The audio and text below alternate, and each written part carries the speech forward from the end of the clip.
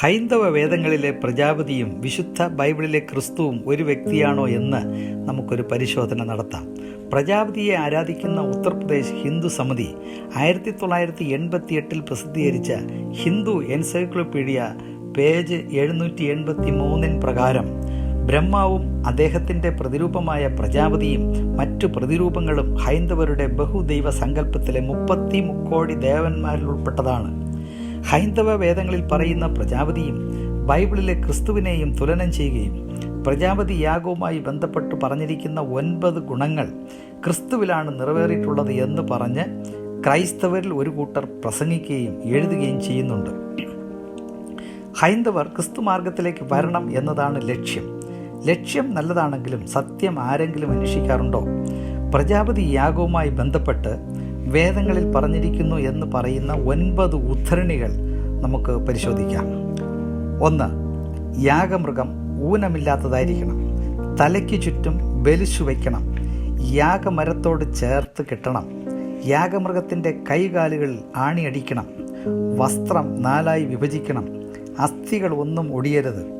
സോമരസം കുടിപ്പിക്കണം. യാഗമൃഗം ഉയർത്തെഴുന്നേൽക്കണം.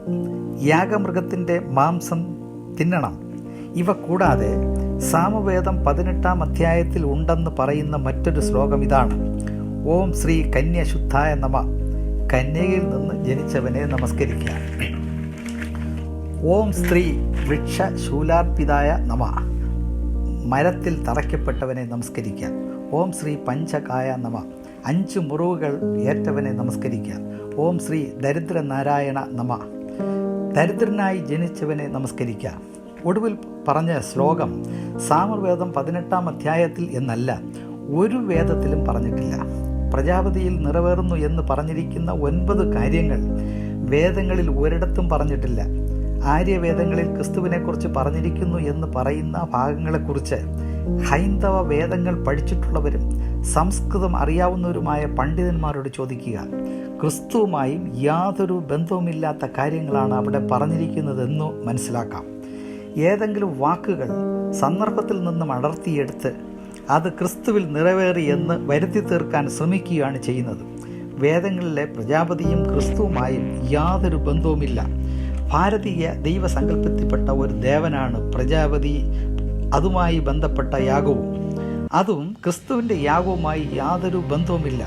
ക്രിസ്തുവിനെക്കുറിച്ചുള്ള യഥാർത്ഥ വെളിപ്പാട് മനുഷ്യവർഗത്തിന് ലഭിക്കുന്നത് യഹൂദ ജാതിയിൽ കൂടെ മാത്രമാണ്.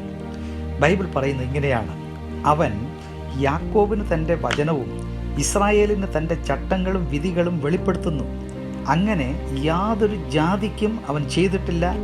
അവൻ്റെ വിധികളെ അവർ അറിഞ്ഞിട്ടുമില്ല. സങ്കീർത്തനം 147, 19, 20. ഈ വാക്യങ്ങളുടെ വെളിച്ചത്തിൽ യഹൂദജാതിയിൽ കൂടി അല്ലാതെ ദൈവത്തെക്കുറിച്ചുള്ള ദിവ്യമായ വെളിപ്പാട് ദൈവം ആർക്കും കൊടുത്തിട്ടില്ല. പിന്നെ എങ്ങനെയാണ് വേദങ്ങളിൽ ക്രിസ്തുവിനെക്കുറിച്ച് പറഞ്ഞിരിക്കുന്നത്? വേദങ്ങളിലെ പ്രജാപതി സങ്കല്പം ക്രിസ്തു അല്ല എന്നത് ക്രൈസ്തവർ തീർത്തും മനസ്സിലാക്കിയിരിക്കേണ്ടതാണ്. അതിനായി ദൈവം നമ്മെ സഹായിക്കട്ടെ.